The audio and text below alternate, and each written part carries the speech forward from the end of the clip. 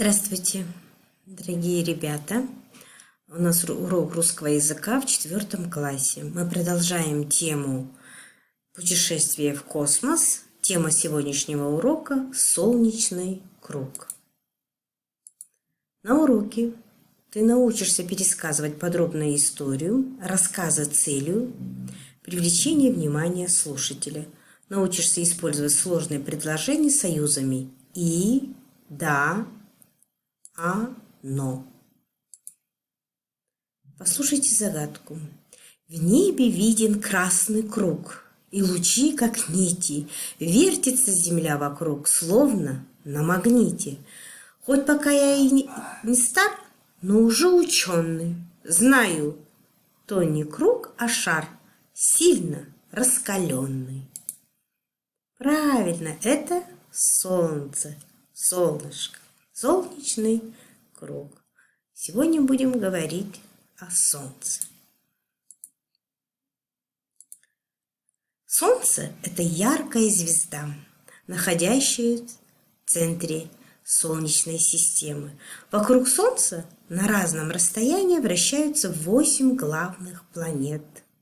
Солнце словно огненный шар, раздает тепло своим ближайшим планетам. Правда, тем планетам, которые очень близко к Солнцу, очень жарко, а тем, которые находятся далеко, очень холодно, потому что до них теплые лучи почти не достают.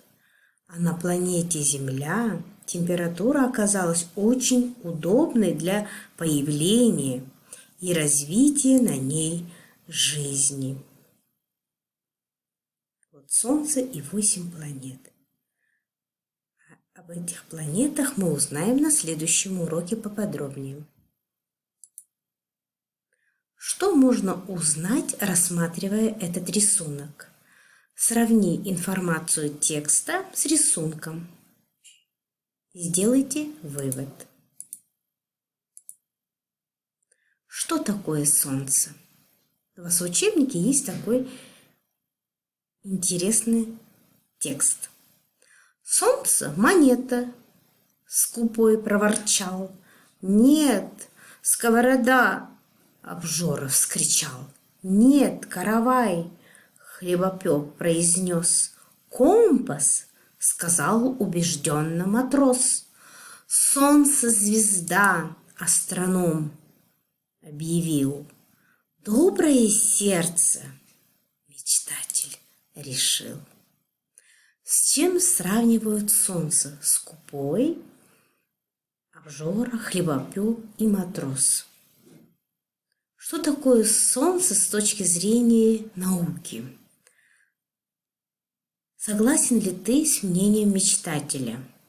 Доброе сердце, мечтатель решил. Почему? Потому что Солнце, оно доброе, теплое, жаркое, оно дарит лучи своей доброты всем, кто его окружает. Спешите в тетрадь следующие слова. Проворчал, вскричал, произнес, сказал, объявил, решил. Объясните значение глаголов, на что они указывают, и определите форму времени. Правильно. Глагол прошедшего времени, который отвечает на вопрос, что он сделал, что он делал.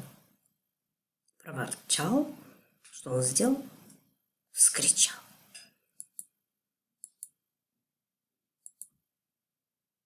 Теперь послушайте еще одну маленькую сказку. Солнце и ветер. Однажды солнце и ветер поспорили, кто из них сильнее. «Посмотри», – важно сказал ветер, увидев одинокого путника, «как я налечу, мигом сорву с него плащ». Начал дуть ветер со всех сил, а путник все крепче закутывался в свой плащ, а потом подвязался поясом. Тут и понял ветер, что плаща ему не сорвать. Но вот солнце улыбнулось замерзшему путнику и обогрело его своими лучами. Путнику стало тепло, он сам снял свой плащ и поблагодарил солнце. «Видишь, — сказала солнце сердитому ветру, — лаской и добротой можно сделать гораздо больше, чем гневом.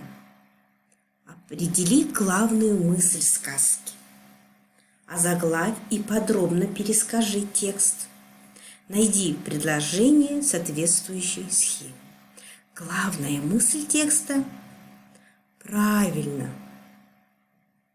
Лаской и добротой можно сделать гораздо больше добра, чем гневом.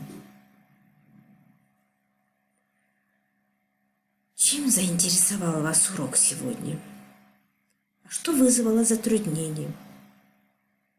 Как вы считаете? Интересный был урок? Домашнее задание.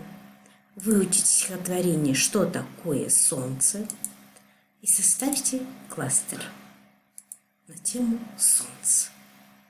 Что значит солнце? Спасибо большое за внимание. Удачи всем и всем добра.